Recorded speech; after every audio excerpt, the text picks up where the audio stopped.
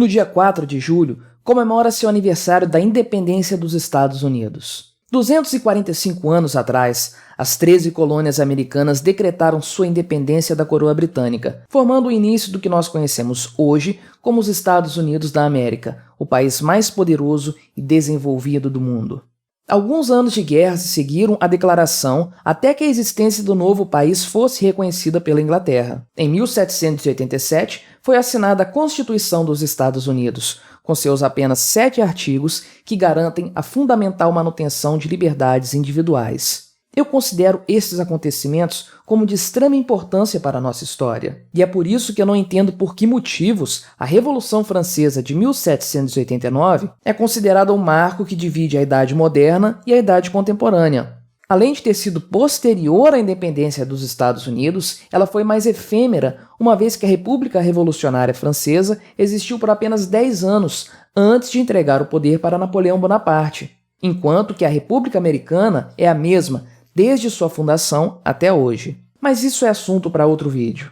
O que me fascina na história dos Estados Unidos são os motivos que deram origem a essa nação. Os primeiros colonos eram indivíduos que fugiam da Inglaterra, especialmente por motivos de perseguição religiosa. Ou seja, eles buscavam uma nova terra onde pudessem professar sua fé livremente. Por isso, essas pessoas se lançaram numa viagem através do Oceano Atlântico para uma terra onde não havia absolutamente nada e onde poderiam começar uma nova vida. Para aqueles colonos não havia mais um passado. A terra deles não era a Inglaterra, mas sim a América. Seria ali, naquela nova terra, que eles começariam sua nova vida. E assim foi feito, e as 13 colônias cresceram e se desenvolveram ao longo de 140 ou 150 anos, até que a situação em relação à Inglaterra se tornasse insustentável. A independência das colônias americanas era, portanto, inevitável, vindo a acontecer em 1776, tendo como patronos os chamados pais fundadores. Esse grupo de notáveis era formado, dentre outros, por John Adams, Benjamin Franklin,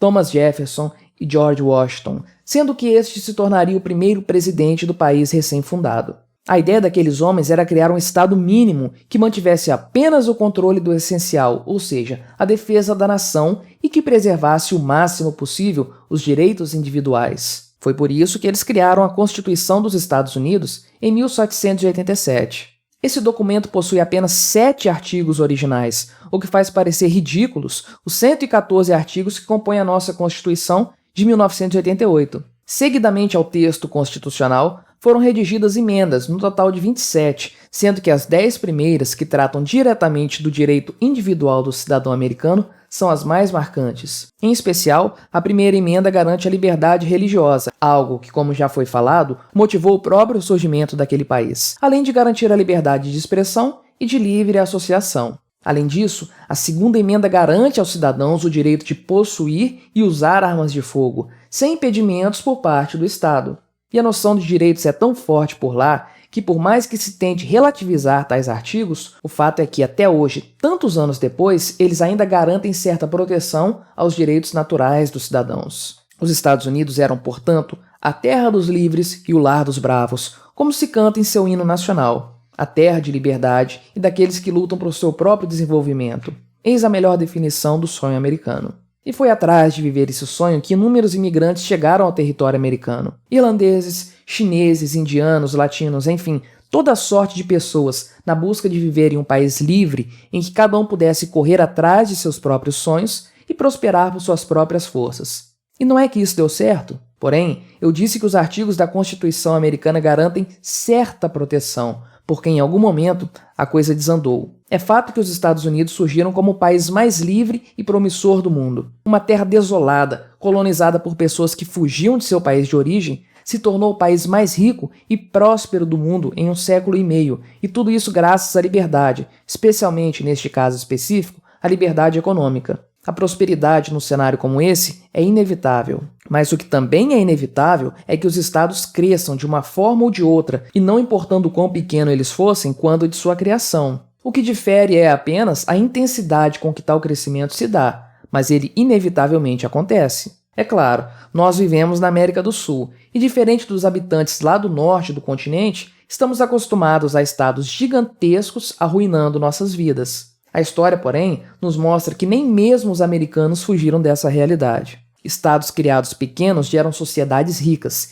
e essas sociedades, dada a sua riqueza acumulada, suportam por mais tempo o crescimento exponencial daquele estado antes diminuto. O caso norte-americano não é único na história da humanidade. Pense, por exemplo, no país da Carta Magna, ou seja, a Inglaterra. Aquela foi a terra da liberdade em muitas formas durante séculos, e a consequência disso foi o desenvolvimento de grande riqueza, especialmente quando da Revolução Industrial. E qual foi o resultado do enriquecimento da sociedade inglesa, fomentado por um Estado pequeno? A criação do maior império que o mundo já havia visto até então, o Império Britânico, que na primeira metade do século XX dominava 1/4 de todas as terras existentes e praticava atrocidades como genocídios. Estamos vendo isso acontecendo de novo com os Estados Unidos. O país que surgiu como o governo que menos atrapalharia a vida de seus cidadãos se tornou aquele que mais influencia na vida da humanidade, invadindo outros países, protagonizando inúmeras guerras, realizando embargos e guerras comerciais, etc. Mas isso é apenas o impacto externo do crescimento do governo americano. O pior é que esse crescimento também tolheu a liberdade de seus próprios cidadãos. Pense só, o que os pais fundadores dos Estados Unidos diriam a respeito de coisas como o Obamacare, ou o controle sobre o direito dos cidadãos possuírem armas de fogo? Ou qual seria a opinião daquelas mentes iluministas para o fato de que os gastos do governo americano triplicaram ao longo do século XX, saltando de 12% do PIB para 35,6%? O fato é que talvez o sonho americano tenha acabado. Não me entenda mal, sei que moramos no Brasil e que nossa situação é muito pior do que qualquer outro país americano situado acima do Trópico de Câncer. Mas as coisas não estão realmente boas na terra do tio Sam, e isso há um bom tempo, e a culpa, neste caso, é como sempre, do Estado. O mais grave de tudo, sem dúvidas, é a depreciação da moeda norte-americana, o dólar. A quantidade absurda de dinheiro que foi impressa pelo Fed no ano passado dá uma ideia do tsunami financeiro que em algum momento poderá se abater sobre todos nós. Quais serão os impactos dessa crise? Não sabemos dizer, mas o fato é que muitos especulam que essa será talvez a pior de todos os tempos. O governo americano tem brincado de ser Deus há um bom tempo. Primeiro, com o exagero militar de bancar o dono do mundo, consumindo com isso quase $1 trilhão por ano. E depois, com a aloprada ideia de ser o senhor da economia mundial, controlando o mundo com seus dólares. Especialmente após o fim do acordo de Bretton Woods, em 1971, durante o governo Nixon. Tomando uma medida insensata atrás da outra no controle de crises, inflando a crise de 2008 para sanar a dos anos 2000 e inflando a atual para controlar a de 2008, o destino da economia mundial tenderá a ser uma grande tragédia. E não importa qual seja o governo que assuma a presidência dos Estados Unidos. Republicanos e democratas têm se revezado no poder há décadas, e por mais que você possa afirmar que um ou outro republicano conseguiu colocar um pouco de ordem na casa e desfazer algumas loucuras dos democratas, é fato que ao longo do tempo o Estado norte-americano sempre cresceu. E ele sempre continuará crescendo, não importa o ritmo, porque esse, afinal, é o destino de todos os estados. Como um bom parasita, ele cresce sugando os recursos de seu hospedeiro. No caso dos Estados Unidos, estamos falando do maior parasita do mundo. E os hospedeiros, nesse caso, não são apenas os norte-americanos. Talvez as coisas sejam como Ayn Rand previu em sua obra A Revolta de Atlas. Naquele livro, os países europeus são descritos como repúblicas populares, e os Estados Unidos são o único país que ainda mantém um mínimo de liberdade e de capitalismo, ainda que esteja a apenas um passo de ruir por completo. Olhando para a realidade que já vemos acontecer na Europa, com seu brutal decréscimo populacional e suas economias zumbis, é possível que o futuro distópico pintado pela autora russa não esteja tão distante assim.